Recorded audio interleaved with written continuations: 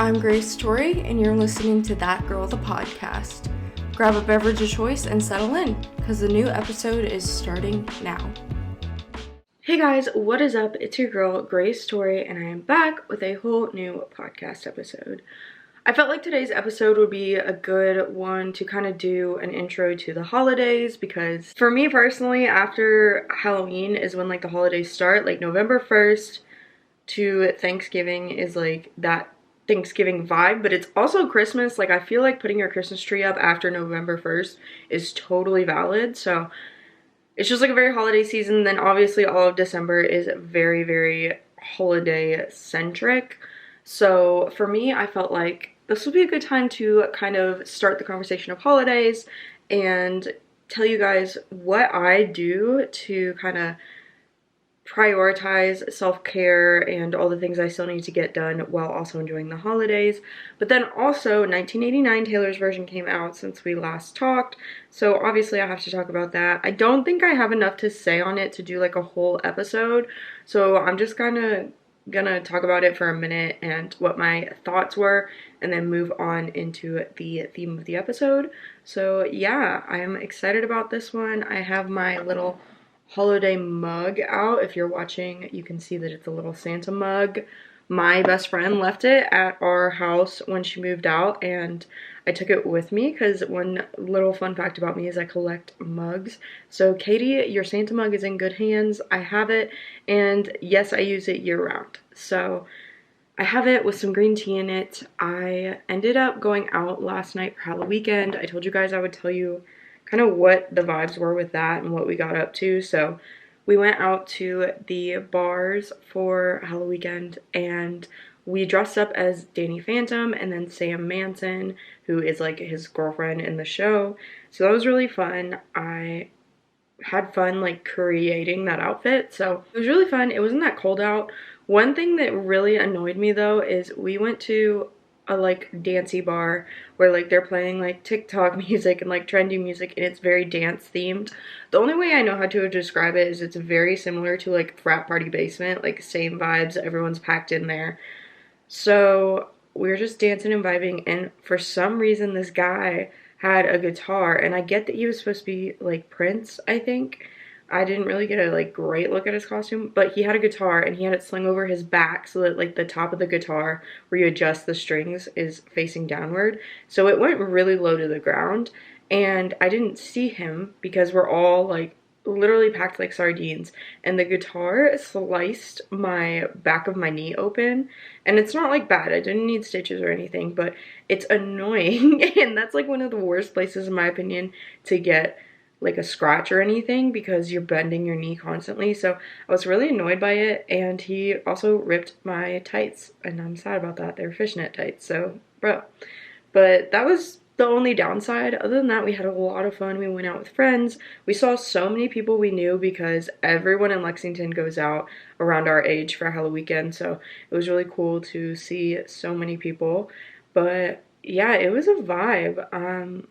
A good time, but now obviously I am just exhausted, so vibes are low in the house. Josh has not gotten up yet, and it's 3:30. He's just been sleeping this whole time. He did move from the bed to the couch, but still.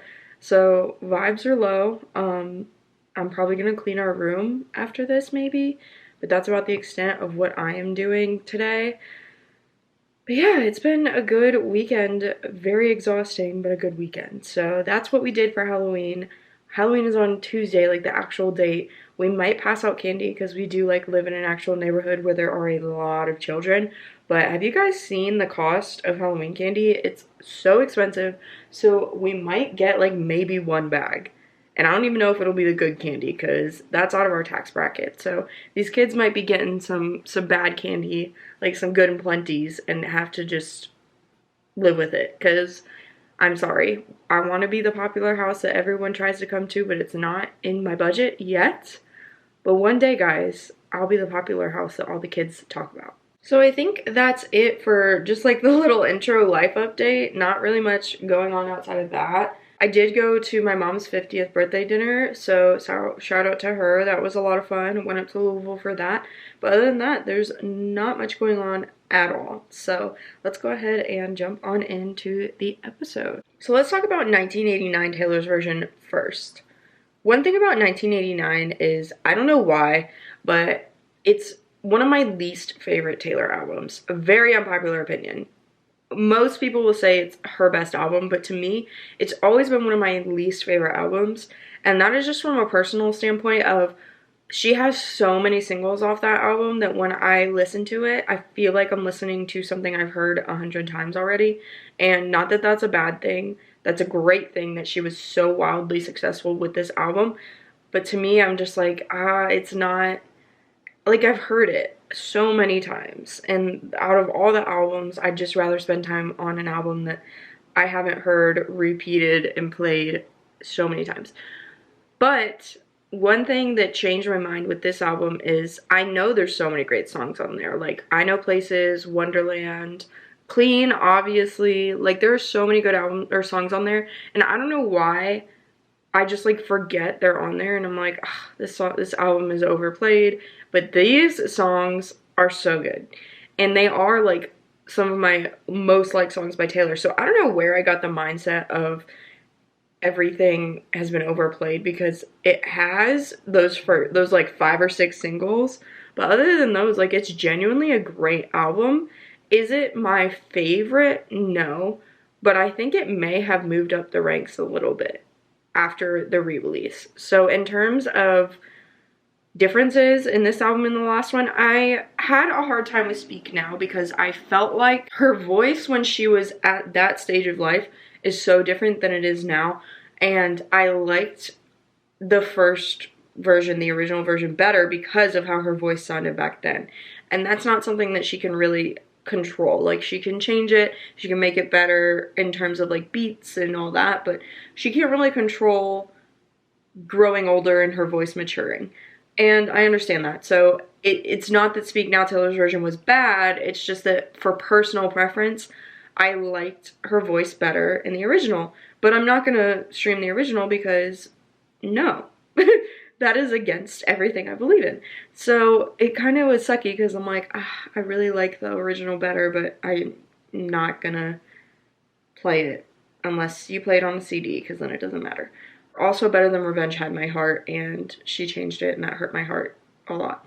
But 1989, I didn't feel like she sounded that different, and I really liked that. Because she didn't sound that different, I felt like the changes really enhanced the album, like the changes to the beats and things like that. I felt like it made it better, and I definitely like Taylor's version of 1989 better than the original. And I think partly it's because she is older when she released 1989, so her voice doesn't sound as different, whereas with Fearless and Speak Now, she sounded way different. Like, she sounded so young when she first came out with those albums. So that's why it was more jarring to hear it and be like, this is not what I've been used to for over 10 years or however long it was. Red is a different story. I feel like Red is very similar to 1989, where there's not a huge difference. Obviously, the 10-minute version is there. But I will say that I like 1989 Taylor's version better. I like the small tweaks that she made with the production of it and the notes, like the subtle changes to the notes, and I really do like the vault tracks, and I think it just reignited my love for 1989. Like, it was never my favorite, but I will say when it first came out, I did play it a lot because of the fact that, like, a lot of those songs hadn't been singles yet. Like, when it very first came out, not every single song was a single at that point, and it hadn't been overplayed for, like, 10 years. Whereas, like, now, it's been overplayed. It hasn't been 10 years, has it? It's been 9.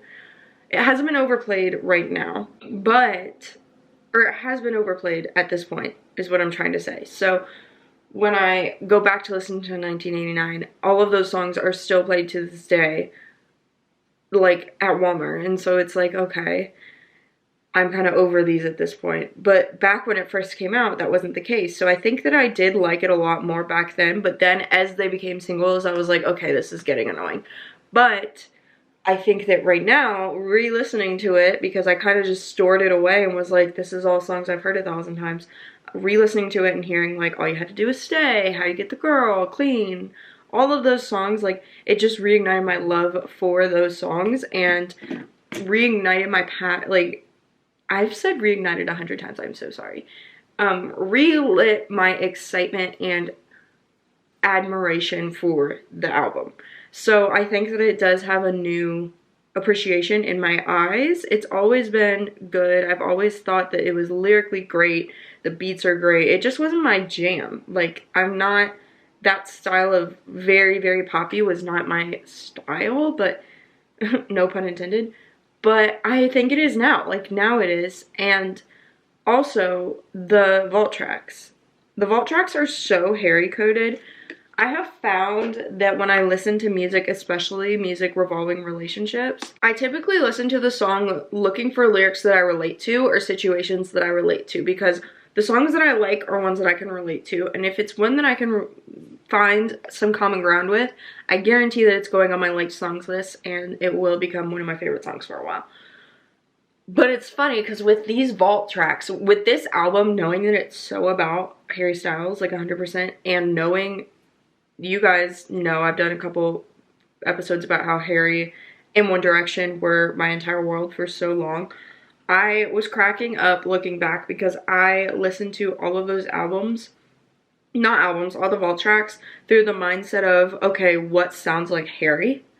What do I know about their relationship and what can connect this to Harry so that I can know without a doubt, like, this song is about Harry? And I thought that was funny because, like, with every other thing in the world, I typically try to find common ground between the song and myself, whereas I was looking for common ground between the song and what I know about Harry and their relationship. So that was really funny to me, and I think it was kind of nostalgic. Like, I was listening to it, and I don't know, in my head, I was like, okay, she and Harry were together, but they kind of were, like, so short-lived as far as we know that I just assumed their breakup wasn't that bad. Like, it wasn't hard. And I know that they still like each other. They still talk to each other and whatever. But in the songs on the vault, she really talked about how hard it was for her to go through that breakup and how much she liked him.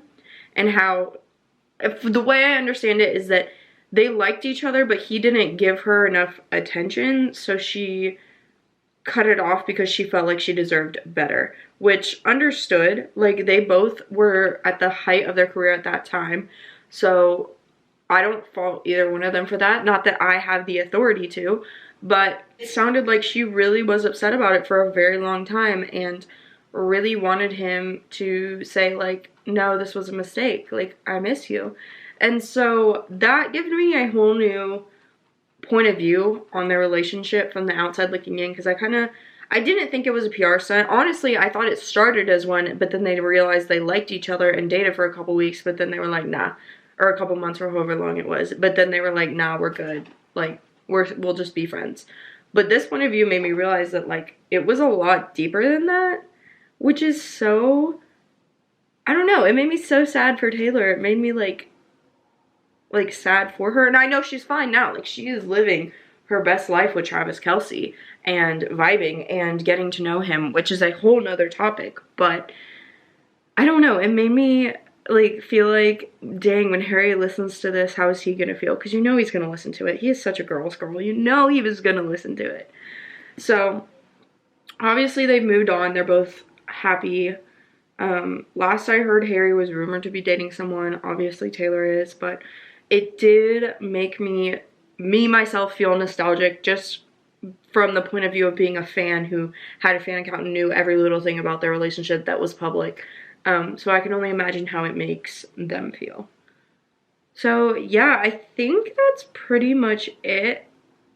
I did like how she, one of the songs is called Slut, and I did like how she basically said, like, if I'm called a slut for dating Harry Styles, honestly, that's fine. It's worth it to be with Harry Styles. And I was like, you know what? Real recognizes real. Love that for you. So I did think that was a funny kind of thing. But yeah, that's pretty much all I have on 1989. What are your thoughts on it? I would love to know. Comment below if you are able to, on like a platform where you can, or comment on my Instagram, DM me. I love talking to you guys. So yeah, so now we are going to be talking about the holidays. This is just going to be like a brain dump of what my plans are for the holidays, what I am thinking about doing in terms of like boundaries and things like that. So one thing I will say about the holidays is that I personally think that you need to have more self-discipline during this time of year than you need to during any other point, because you are trying to balance your typical life and the holidays. And if you're listening to this podcast, you're probably here because you enjoy or want to better yourself, because the whole premise of this podcast is we're a community of women who want to reach our goals and better ourselves each and every day. So you are also trying to not only prioritize and keep up with the things that you typically do, but you're trying to better yourself and reach your goals while also balancing the holidays. So it is very important that we go into it with the mindset of setting boundaries ahead of time, making sure we have time for self-care, making sure we have time to prioritize all the things we typically do, and making sure we have a plan. In the words of Taylor Swift herself, those who fail to plan, plan to fail, and that is facts. Yeah, we are not planning to fail, we are planning, period. So step one of that for me, I talked about it in my last podcast episode, but I am cleaning my house. I am deep cleaning my house. I'm kind of really stressed about it because every time I clean, I turn around and it's dirty again, but it's okay. We are okay. We are getting it done. Like I said, I'm gonna get all this up and then I am going to my grandma commented on my Halloween picture of Josh and I's couple costume, and that's so wholesome. Okay, sorry. When I'm done with this, like I said, I'm gonna edit, get this up, and then I'm going to go clean my room. And I know that's like a small thing, but I like to clean one room at a time because I find that it's way less overwhelming when you do one room at a time than when you try to do every single room in the house. And boy, oh boy, does every single room in the house need it. So that has been my priority. Lately, I've been really kind of down because the house isn't clean, and I'm really big on smells. If I even smell like a tiny bit of something that is not aesthetic and pumpkin and happy and citrusy, I don't know, if it doesn't smell great and it doesn't automatically smell aesthetic, I get really, really upset. My house has to smell good. And the thing about having animals is even if they're clean and you shower them every day, they're still gonna smell. Like, I have two very fluffy German Shepherd mixes.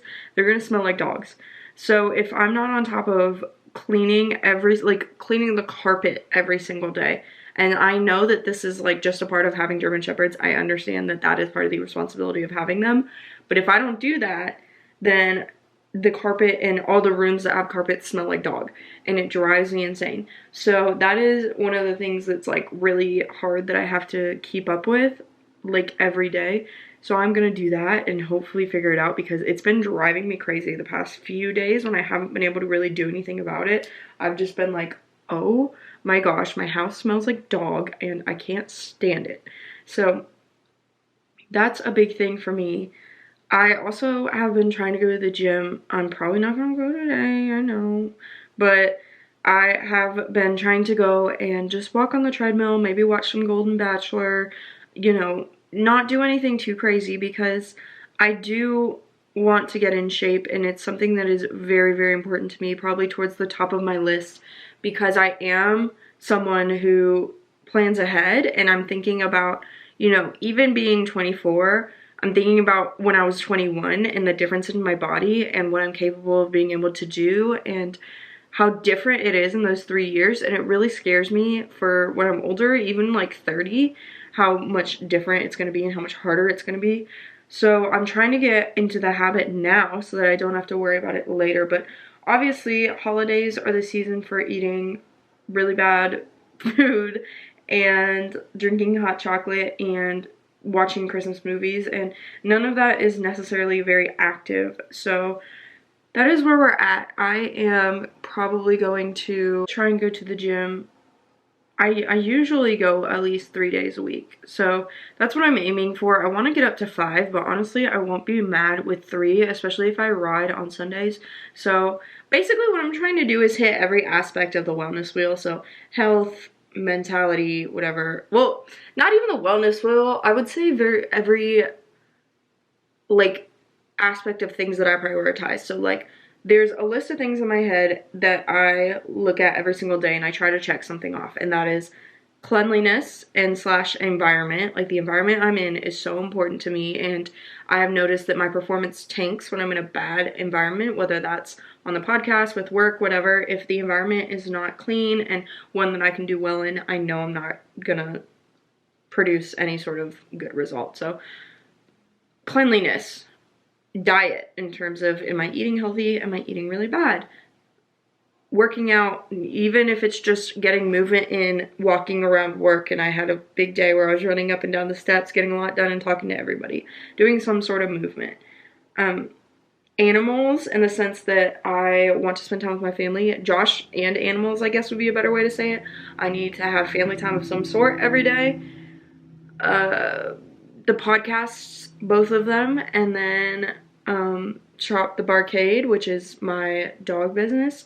Getting those three together and working on those and doing something for one of them every day. So those are, like, I think the main areas. Oh, and self-care, obviously. So, like, physical aspect, self-care, making sure that I'm getting all of that done, whether it's doing a face mask, whether it's doing an everything shower, whether it's just taking the time to do literally nothing and watch TV and turn my phone on do not disturb. Like, that is okay, and I consider that a form of self-care. So as long as I'm hitting something in all of those areas every day, I'm good. And how am I going to do that if the holidays are here? Because that's just adding more. Like I said, this is going to be done by planning ahead. So what are we going to do? I'm already talking to my family about Thanksgiving. I think most people are. But I have already set boundaries with them and said, yeah, if I come up and I do Thanksgiving up here, I'm doing this, I'm doing this, I'm doing this, and I'm gonna leave at this time. Josh has his family Thanksgiving, blah, blah, blah. Like, I'm very, like, love you guys, but in order to get everything done, this is what I need to do. And I love you all. If you want to do Thanksgiving on a different day where we spend more time together, we can do that. But I'm happy to come up on Thanksgiving. This is just the amount of time I have. And setting that expectation from day one so that they're not like, oh my gosh, it's the day of, and Grace only stayed for 2 hours. What the heck? Why did she do that? Whatever. Not that my family would ever do that, but I'm avoiding that situation happening altogether by talking about it now. As well as Christmas. We're going to start talking about Christmas soon and figuring out what we want to do. And honestly, like, Josh and I are getting very comfortable with, like, doing our own thing and not going and seeing anybody's family. Like, just having our own, like, Thanksgiving, our own Christmas. Like, not that we dislike our family. We love both of our families very much. But for us, we both work a lot. Like, a lot. So when we only get 1 day off or 2 days off, and that's Christmas and Christmas Eve or whatever, the last thing we want to do is run all over Kentucky. And so we are both, like, very aware of that, and I think that we're very good at communicating that.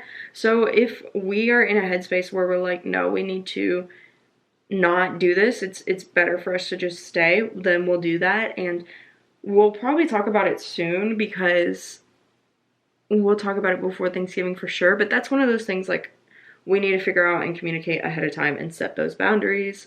There's also, like, the planning of when we're going to do gifts with each family or whatever, and all of that. One thing I do like to do is I try to do one, like, holiday themed thing a week. So whether that's going ice skating, we have a bunch of light shows here, whether that is taking Christmas pictures. Like, I try to do one Christmassy thing. So I need to plan that ahead of time and make sure that we have the funds for that, because Christmas is right around the corner, and y'all, the funds are not there. The funds are not there for gifts. So if the funds are not there for gifts, we are definitely not going ice skating. So I need to plan financially and just what we're going to be doing each week. Also, there's the food standpoint. I need to start grocery shopping ahead of time again. We've just been so busy that we haven't been, and it's so bad. It's just so bad.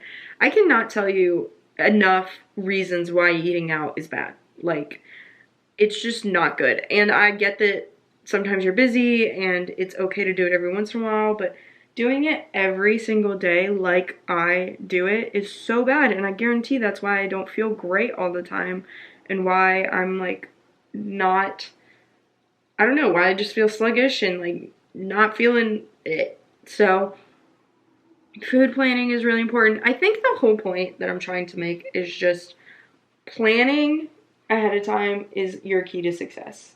You have to plan ahead of time. And setting boundaries now rather than later is also something that you are gonna have to do to get it done. So yeah, I feel like I have a lot more to say, but I'm sure that I'll do more than one episode on this and I'll get even more detailed as it gets closer. So this was just like my initial brainstorming session where I kind of say like, okay, this is what I know I'm doing for sure. And then as I get more detailed, I will definitely keep you guys in the loop. But let me know what you do during the holidays to kind of keep your priorities in line and get everything done. Also, let me know what you thought of 1989. Don't forget to follow on whatever platform you are currently listening or watching on. Don't forget to follow on Instagram and TikTok as well. My links are down below. If you have a pup and want to get them a holiday mystery box, you can also do that by clicking my link for the Barkade, which is in the description. What else? I upload every single Sunday and Wednesday. If you're listening on Sunday, I hope you have a great night. If you're listening on any other day, I hope you have a great morning, afternoon, or night. I love you guys so much, and I'll see you in my next podcast episode. Bye, guys.